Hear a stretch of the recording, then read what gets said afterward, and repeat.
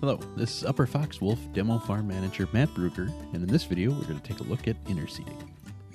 What you're seeing now is a 6-row Interseeder Technologies unit, which can be used as a drill or interseeder. For interseeding, the row units that would pass over the corn rows are removed and the seed tubes plugged. This unit is being used in Marquette County on Kevin and Steve Soda's farm, interseeding into V3 to V4 stage corn. Each of the interseeder rows has a wavy, no-till disc in front, followed by a double disc opener and press wheel to plant the cover crop seeds. As you can see, we have minimal disturbance to the soil while planting, and the corn rows are untouched. Interseeder is ground-driven using a star wheel to drive the seeder. Most of the corn rows have 3 interseeder row units between them, providing good coverage of the 30-inch gap between rows. The interseeder connects to the tractor using the 2 lower connections of the 3-point system with hydraulic hookups to raise and lower the wheels. Interseeding mixes can vary, but it's important to have shade-tolerant species that can survive in the corn canopy until harvest.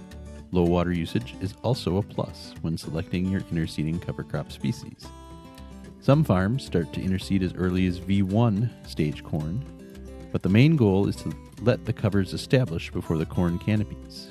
Now we'll hear from Kevin Soda about his interseeding project.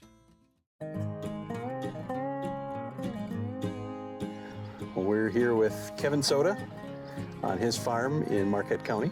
So Kevin, thanks for letting us come out and do this today. You're welcome. So Kevin, why did you want to do some interseeding today? Well, for years on our droughty sands, people told us to do any kind of interseeding and stuff like that would just take away the moisture from the crop we're trying to grow. And when we started participating in this cover crop, no-till, and they talked about interseeder, we thought, well, let's try it. It can't hurt to try. Yeah, no, absolutely. It's an interesting way to get a crop out there and either maybe save you some time one way or the other. So what was the hope that you're getting out of the cover crops? You're just that you don't have to go back and establish it afterwards, or? That, and I've always been told Mother Nature never meant the soil to be bare.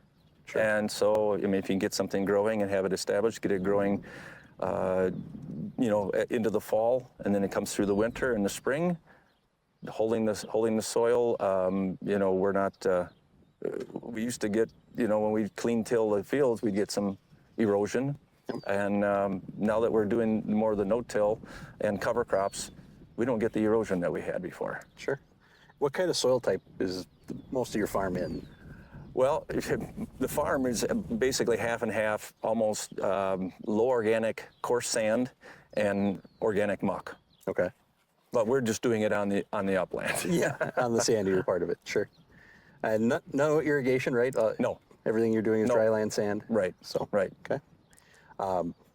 What was your thoughts when you picked out the species you were going to use for the interseeding? Well, I talked to one of our consultants, and he suggested this Interseeder Plus, which is a mixture of annual ryegrass, some clovers, and some brassicas. He says that it works good up in the Stevens Point area, so we thought, well, might as well try that. Sure. And then when you looked at the field you were going to do, you had the interseeding, you had this interseeder lined up the seed. What were your thoughts when it came to chemical? Yeah, that was just a few days ago, and I thought, oh goodness, what's going to happen here? So you're not supposed to have any residual, so we went on with just Liberty over the corn. There was a burn down earlier to kill the rye cover crop that was out there before we planted, but we wanted to get control of some of the mare's tail that's out there. Sure. Yeah, that's an important consideration when you're doing interseeding is the chemical side, because most guys these days are doing residuals for wheat, different weed issues they might have. So, yeah, when you're trying to time the interseeding, you usually don't have time to have anything like that out there. So, right. It's good thinking that way. With the interseeder now that you've run it across some acres, you've had a little experience with it. Was it what you expected, or was there anything different about it that you thought, oh, this machine is very foreign to me? Or, I mean, it's basically a drill, so. It's basically a drill, or, I mean, I was thinking of it as a cultivator. Sure. You know, you're going down the roads, you just don't want to run over as much. Don't run over too much corn. Yep. I was impressed with how it held on the hill slopes. I mean, we ran through some a little bit lower ground that would be wetter, a little tighter. We ran over some coarse sand, and we actually went into a little patch of muck on the other end of the field. And yeah, it performed well. Just getting used to turning. Okay, sure. On the ends, so. Yeah, so you would say if somebody wanted to try the Interseeder themselves, it's not overly complicated. No. It's a bit of a beast. It's a little heavy. Yep. So you need a little bit of a bigger tractor. Right. You were using a John Deere 7810. and 7810 today. So yeah, just having the size and the horsepower to get around was important. So we couldn't put it on a small tractor, but Right. yeah. Correct. All right. So we've got the Interseeding in. The chemical's all done. Now we just got to wait for it to grow.